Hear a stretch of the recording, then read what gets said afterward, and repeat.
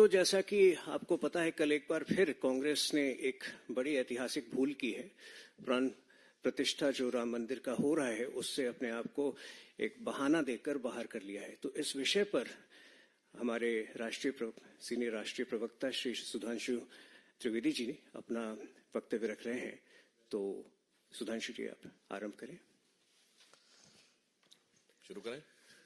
मित्रों, आप सभी जानते हैं कि भारतीय राजनीति के चिर युवा और चिर व्याकुल नेता के पीछे उन्मत्त चिरविघ्न संतोषी पार्टी किसी भी अच्छे से अच्छे अनुष्ठान में विघ्न उत्पन्न करके कैसे संतोष प्राप्त किया जा सकता है, उस प्रवृत्ति की परिचायक कांग्रेस पार्टी के साथ पता नहीं कौन सी समस्या है कि भारत का इतिहास जब जब करवट ले रहा होता है तब तब वो उस अवसर के साथ खड़े न होकर उसका बहिष्कार करते हैं।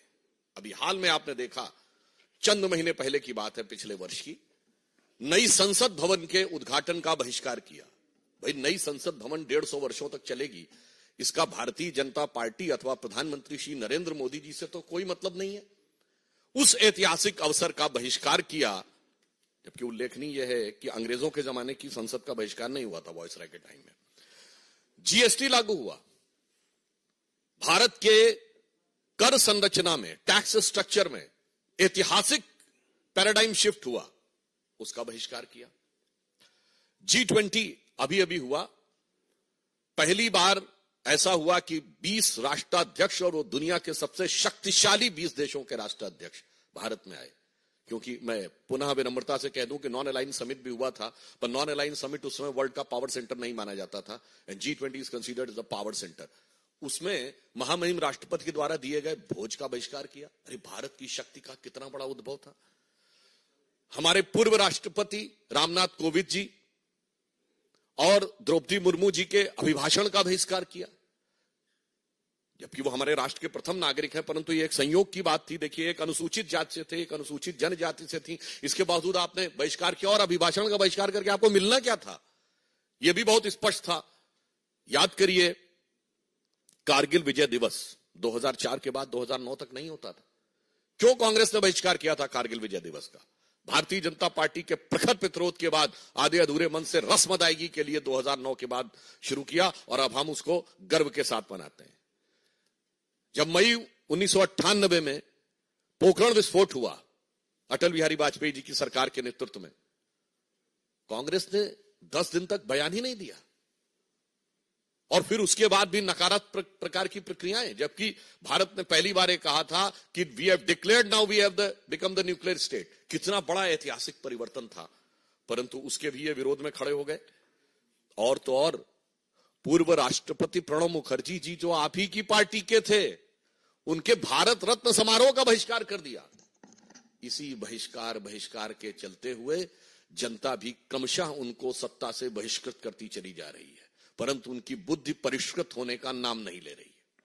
आज जब अयोध्या में श्री रामलला विराजमान की प्राण प्रतिष्ठा होने जा रही है, और उस समय एक बार पुनः कांग्रेस ने अपनी उसी प्रवृत्ति के अनुरूप, क्योंकि यह भारत के इतिहास का ऐतिहासिक पल है। यदि आजादी 800 साल की गुलामी के बाद हमें मिली थी 1947 में, यद्यपि कांग्रेसी कहते हैं 200 साल की गुलामी, हम कहते हैं 800 साल की गुलामी, तो ये 500 साल के संघर्ष के बाद भारत का वह स्वाभिमान उभर कर सामने आने जा रहा है, जिसके के लिए सरदार पटेल ने कहा था सोमनाथ मंदिर की प्राण प्रतिष्ठा के समय कि जब जब भारत स्वतंत्र हुआ था तो सोमनाथ की अट्टालिकाओं ने आकाश को छुआ था। और उस अवसर पर यहां एक बात और स्पष्ट करना चाहता हूं, कांग्रेस अपनी प्रवृत्ति के अनुरूप है। मैं आप लोगों के सुलभ संज्ञान के लिए कोट करना चाहता हूं कि जब सोमनाथ मंदिर की प्राण प्रतिष्ठा हो रही थी, तो जवाहरलाल नेहरू जी ने 24 अप्रैल 1951 को जाम साहब दिग्विजय सिंह, जो कि उस समय सौराष्ट्र के प्रमुख थे, यानी like technically the chief minister, और उन्होंने जब इनवाइट किया तो नेहरू जी ने क्या लिखा था मैं बताना चाहता हूं, इसलिए कि कांग्रेस उसी परंपरा में चली आ रही है। उन्होंने लिखा कि इस कठिन समय में समारोह के लिए मेरा दिल्ली से आना संभव नहीं है। पर आगे महत्वपूर्ण बात लिखी, इस समारोह के बारे में मैं अपने विचार साफ कर देना चाहता हूं। मैं इस पुनरुत्थानवाद से बहुत परेशान हूं। मेरे लिए बहुत कष्टकारक है कि मेरे राष्ट्रपति और मेरे कुछ मंत्री और राज प्रमुख के नाते आप, राज प्रमुख मतलब उस समय चीफ मिनिस्टर के नाते आप सोमनाथ के इस समारोह से जुड़े हुए हैं, और मुझे लगता है कि मेरे देश की प्रकृति के अनुरूप नहीं है और इसके परिणाम अच्छे नहीं होंगे। ये 24 अप्रैल 1951, सोर्स है selected works of Jawaharlal Nehru series 2 volume 16 part 1। बस वही तो परंपरा थी। उसके बाद इंदिरा जी के जमाने में गोरक्षक संतों पे गोलियां चली। इंदिरा जी के जमाने में 1976 में जब रूटीन खुदाई में राम मंदिर के खंभे निकल रहे थे तो वामपंथी इतिहासकारों के दबाव में रुकवा दिया गया। राजीव जी के जमाने में कार सेवकों की हत्या करने वालों का समर्थन हुआ। पीवी नरसिम्हा राव जी के जमाने में पता नहीं क्या क्या हुआ, वो आपको पता है। और सोनिया जी के जमाने में आते आते राम काल्पनिक होने का हलफनामा तक हो गया। यानी ये बहुत साफ है कि यह प्रवृत्ति जो आज कांग्रेस ने दिखाई है एक मौका था कि आज आप अपने को बदल कर दिखा सकते थे, परंतु आपने ऐसा नहीं किया। परंतु मैं एक और बात स्पष्ट करना चाहता हूं, यह नेहरू की कांग्रेस है, यह गांधी की कांग्रेस नहीं है। क्योंकि महात्मा गांधी का तो राजनीतिक दर्शन था राम राज्य। महात्मा गांधी का नित्य का भजन था रघुपति राघव राजा राम। महात्मा गांधी की समाधि पे लिखा हुआ है हे राम। और आज उस राम राज्य की प्राण प्रतिष्ठा का प्रारंभ हो रहा है, श्री गणेश हो रहा है, और आप उसके साथ नहीं खड़े हैं। इसका मतलब बहुत साफ है कि ये गांधी की कांग्रेस और नेहरू की कांग्रेस का अंतर भी अब बिल्कुल साफ हो गया है। और आज इस अवसर को जो इन्होंने अपने हाथ से गंवाया है, ये कांग्रेस के अंदर का भारतीय संस्कृति, हिंदू धर्म और हिंदुत्व के प्रति जो विरोध है उसको दर्शाता है। अब बताइए इससे ज्यादा क्या होगा कि श्री राम जन्मभूमि केस में जो बाबरी मस्जिद पक्ष के पक्षकार इकबाल अंसारी थे, उनको इनवाइट किया गया है। यह हिंदू धर्म की महान उदारता के परंपरा के अनुरूप है। गोली चलाने वालों को भी इनवाइट किया गया। बताइए वो आने को तैयार हैं जो मुख्य पक्षकार थे, मगर चंद कट्टरपंथी वोटों की तिजारत की गला काट प्रतिस्पर्धा में कांग्रेस और कांग्रेस गोत्र के सारे दल, कांग्रेस की परंपरा के सारे दल आज हाहाकार मचाने को तैयार है। मतलब आपने हिंदी में कहावत सुनी होगी ना कि मुद्दई सुस्त गवाह चुस्त। यहां तो मुद्दई साथ में आके खड़ा हो गया है, मगर इसके बावजूद इन लोगों के मन में अभी भी वह लोभ दिखाई पड़ रहा है। तो मैं कह सकता हूं कि एक कहावत होती है कि राम नाम कड़वा लगे और प्यारा लागे दाम, तो दुविधा में दोनों गए, न माया मिली न राम। मैं स्पष्ट कर देना चाहता हूं, इस प्राण प्रतिष्ठा का बहिष्कार करके कांग्रेस पार्टी और कांग्रेस की परंपरा, कांग्रेस गोत्र के जितने दल हैं, उन्होंने ये स्पष्ट कर दिया है कि वो राजनीतिक दृष्टि से निष्प्राण तो होते ही जा रहे थे, अब उनकी प्रतिष्ठा भी समाप्त हो गई। श्री नरेंद्र मोदी जी के प्रति आपके मन में जो भी ईर्ष्या है, द्वेष है, इंफीरियरिटी कॉम्प्लेक्स है, उसको लेकर आप भारत के विरोध तक चले जाते थे, आज भगवान के विरोध तक चले गए। इसलिए मैं यह भी स्पष्ट करना चाहता हूं कि एक बार श्री राम जन्मभूमि ट्रस्ट ने जब इनवाइट किया था तो उन्हें सद्बुद्धि आई होती तो शायद वो अपने पूर्व कर्मों का परिष्कार करने के लिए आ जाते। वैसे कांग्रेस पार्टी के अंदर ही कई नेता इसका विरोध कर रहे हैं, क्योंकि शायद उनके मन में यह भी हो, वो जो एक पुराना भजन है ना, मैली चादर ओढ़ के तेरे द्वार पे कैसे आऊं, क्योंकि इतने पाप किए हुए हैं उन्होंने। परंतु आज उस पाप के परिमार्जन का अवसर था, वो भी आपने छोड़ दिया है। तो इसके लिए मैं रामचरितमानस की एक चौपाई कहता हूं कि आकाश से जल, मतलब जो बादल हैं, अमृत तुल्य जल क्यों ना बरसा दें, बेंत का जो वृक्ष होता है ना, उस पे फूल नहीं उगते कभी, बेंत पे फल और फूल नहीं आते, बैम्बू जिसको कहते हैं। उसी प्रकार विरंच अर्थात ब्रह्मा जी के जैसा भी आपको योग्य गुरु मिल जाए, फिर भी जो मूर्ख लोग होते हैं, इसे शब्दशः ना कहा जाए, मूर्ख लोग होते हैं, उनके हृदय में चेतना नहीं उत्पन्न होती। तो कहा गया है, जदपि सुधा बरस ही जलद, फूल ही फल ही न बेद, जो गुरु मिल ही विरंच सम, मूर्ख हृदय न चेत। इस कारण से उनके हृदय में यह चेतना नहीं आ पा रही है। परंतु मैं अंत में पुनः स्पष्ट करना चाहता हूं कि हर ऐतिहासिक अवसर का विरोध करते करते कांग्रेस ने आज भारतीयता के श्रेष्ठतम मूल्यों के प्रतीक भगवान श्री राम के मंदिर की प्राण प्रतिष्ठा का बहिष्कार करके यह दर्शा दिया है कि उनके लिए राजनीति, और राजनीति में भी कट्टर पंथ की राजनीति, हम किसी समुदाय की बात नहीं कर रहे हैं, कट्टर पंथ की राजनीति अधिक महत्वपूर्ण है और राष्ट्र के आदर्श और प्रेरणा कम महत्वपूर्ण है। इसलिए मैं यह भी कहना चाहूंगा कि भगवान राम वो आदर्श हैं जो सभी मत संप्रदायों के लोग मानते हैं। दुनिया का सबसे बड़ा बौद्ध देश थाईलैंड का राजा टाइटल होल्ड करता है, किंग रामा द 10th। सबसे बड़ा मुस्लिम देश इंडोनेशिया में प्रतिशत के हिसाब से भारत से ज्यादा रामायण होती है, सारे पात्र मुस्लिम होते हैं।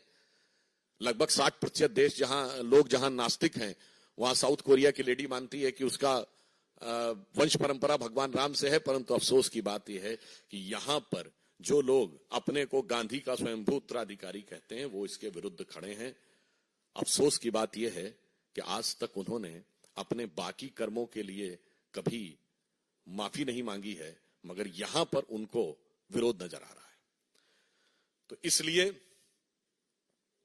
मैं स्पष्ट रूप से कांग्रेस से कहना चाहूंगा कि आप इसके द्वारा यह साफ स्पष्ट कर दीजिए कि अब आप अपने पुराने बयान पे कायम हैं कि नहीं। श्री पीवी नरसिम्हा राव ने दिसंबर 1992 में कहा था ना, वह तथाकथित मस्जिद दोबारा बनवाएंगे। वो बयान से तो बहिष्कार किया नहीं, अपना विड्रॉ किया नहीं, और इससे विड्रॉ कर रहे हैं। यह दर्शाता है कि कांग्रेस के अंदर की मूल प्रवृत्ति क्या है। धन्यवाद।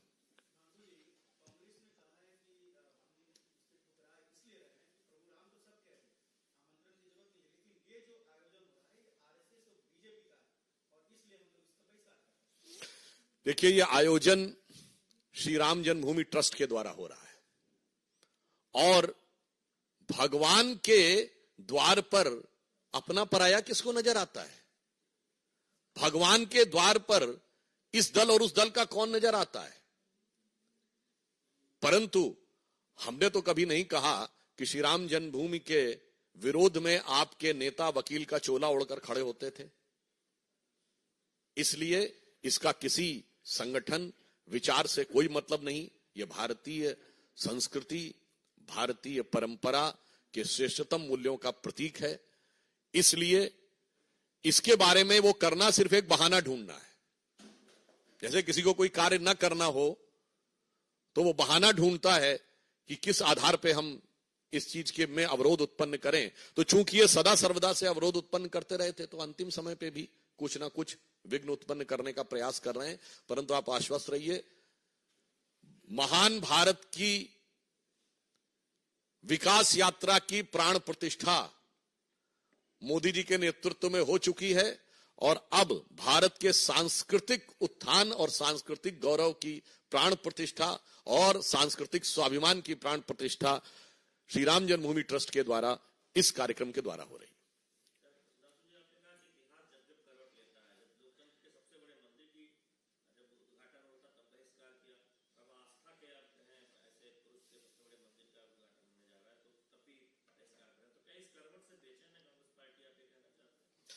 देखिए, ऐसा है कि एक चौपाई है, सकल पदार्थ हैं जगमाही, कर्महीन नर पावत नहीं। तो सभी अच्छे अच्छे अवसर संसार में उपलब्ध हैं, परंतु कुछ लोग जो अपने कर्म से हीन होते हैं, उन्हें प्राप्त नहीं होता। इसलिए हर ऐतिहासिक अवसर पर भागीदार बनने से कांग्रेस वंचित रहती है और उसका विरोधी के रूप में खड़ी हो जाती है।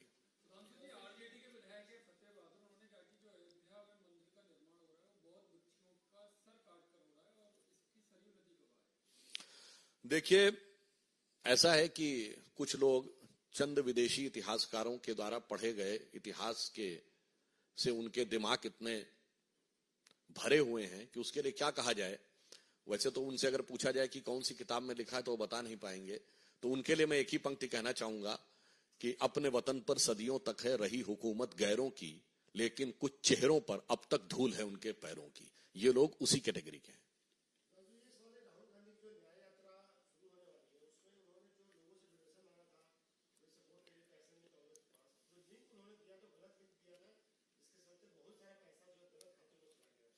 देखिए, यही तो प्रॉब्लम है। कांग्रेस सत्ता में रहे या प्रतिपक्ष में रहे, वो खातों का लिंक जो है हमेशा गलत ही होता है। यहां से दिया जाता था, पता नहीं खाते विदेश में होते थे, वहां पहुंच जाता था। वो नेशनल हेराल्ड का दिया गया हो कौन से खाते में पहुंच गया जाके। तो इसमें कोई आश्चर्यजनक बात नहीं है। ये तो इधर का माल उधर और उधर का माल इधर करने वाली कांग्रेस की पुरानी प्रवृत्ति के अनुरूप है।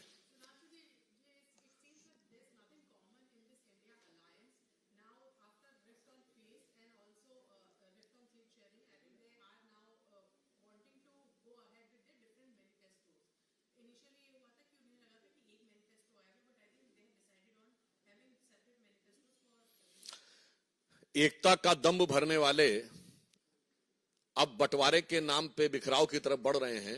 तो अब वो अलग अलग राह पे तो पहले भी अलग थे। तो शायद उनके दलों के लिए ये पंक्ति उचित लगती है कि आईने के 100 टुकड़े करके हमने देखे हैं, एक में भी तन्हा थे 100 में भी अकेले हैं। Thank you. तो जैसा आपने देखा, जो लोग न्याय यात्रा निकाल रहे हैं, जब भगवान राम को न्याय देने की बात आती है तो कितना घबरा जाते हैं, कितना विचलित होते हैं। ये कांग्रेस की हकीकत है, ये उनकी सच्चाई है।